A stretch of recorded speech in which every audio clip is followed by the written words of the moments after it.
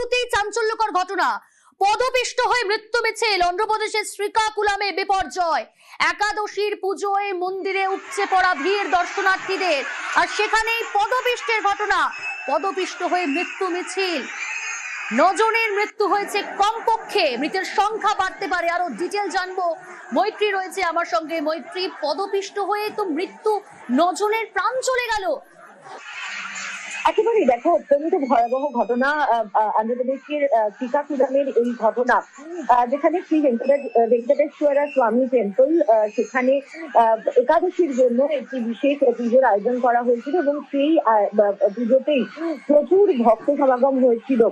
প্রত্যক্ষদর্শীদের কাছ থেকে যেটা জানা যাচ্ছে যে সেখানে প্রচুর মানুষ এক জায়গায় উপস্থিত হলেও সেখানে প্রয়োজনীয় প্রশাসনিক ব্যবস্থাপনা ছিল না, এবং যার জেরেই প্রবল ভিড়ের চাপে একেবারে পদপিষ্ট হওয়ার পরিস্থিতি তৈরি হয়, এবং যার জেরে মূলত মহিলা এবং শিশুরা পদপিষ্ট হয়। এখনো পর্যন্ত যা খবর, যাতে অন্তত পক্ষে 9 জনের মৃত্যু হয়েছে, যার মধ্যে মহিলা এবং শিশুরাও রয়েছে, এবং এই সংখ্যা আরো অনেকটা বাড়তে পারে বলেই কিন্তু আশঙ্কা করা হচ্ছে।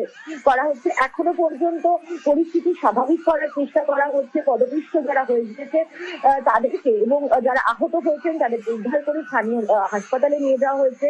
সেখানে আন্ধ্রপ্রদেশ সরকারের তরফ থেকে প্রশাসনের কর্তারা সেখানে গিয়ে পৌঁছাচ্ছেন, মন্ত্রীরা পৌঁছাচ্ছেন, কিন্তু এই মৃত্যুর সংখ্যা আরো বাড়তে পারে বলেই কিন্তু এখনো পর্যন্ত আশঙ্কা করা হচ্ছে। মৈত্রী, মন্দির কর্তৃপক্ষ আগে থেকে কোনো ব্যবস্থা রাখেনি?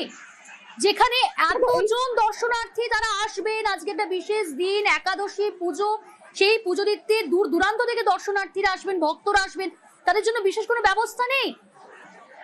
এই প্রশ্নটাই কিন্তু সব থেকে বড় হয়ে উঠছে, এবং বারবার করে জানা যাচ্ছে যে প্রথমত যেটা সাধারণ মানুষ সেখানকার যেটা জানাচ্ছেন যে একাদশীর পুজো কিন্তু এই প্রথমবার নয়, প্রতি বছরই কিন্তু এই ভেঙ্কটেশ্বর টেম্পলে এই একাদশীর পুজো করা হয়। তবে এবারও যে মানুষ প্রচুর আসবেন সেই আন্দাজটা ছিল, ফলে সেখানে কেন প্রয়োজনীয় ব্যবস্থাপনা রাখা হলো না সেই প্রশ্নটা উঠছে। এখন পর্যন্ত আন্ধ্রপ্রদেশ প্রশাসনের তরফ থেকে তারা যেটা জানাচ্ছেন যে তারা সমস্ত রকম ব্যবস্থা করছেন, উদ্ধার কার্যকে অনেক বেশি দ্রুততার সঙ্গে করা হচ্ছে বলে চন্দ্রবাবু নাইডু তিনি জানিয়েছেন। সমাজ মাধ্যমে তিনি জানিয়েছেন যে আরো উদ্ধার কার্যে জোর দেওয়া হচ্ছে, কিন্তু এখনো পর্যন্ত যে সংখ্যা জানা যাচ্ছে, প্রথমে 5 জনের মৃত্যুর খবর পাওয়া যাচ্ছিল, সেখান থেকে 7, সেখান থেকে 9, এবং যেটা আশঙ্কা করা হচ্ছে যে এই মৃতের সংখ্যা আরো বাড়তে পারে এই পদপিষ্ট হওয়ার ঘটনায়। বেশ, নজর থাকুক আমাদের। ভেঙ্কটেশ্বর স্বামী শ্রীকাকুলামে এই মন্দির, সেখানে একাদশী পুজোর দিন পদপিষ্ট হয়ে এখনো পর্যন্ত 9 জনের মৃত্যু হয়েছে, মৃতের সংখ্যা বাড়তে পারে। চন্দ্রবাবু নাইডু তিনি এক্স হ্যান্ডেলে পোস্ট করে দুঃখ প্রকাশ করেছেন, শোক প্রকাশ করেছেন।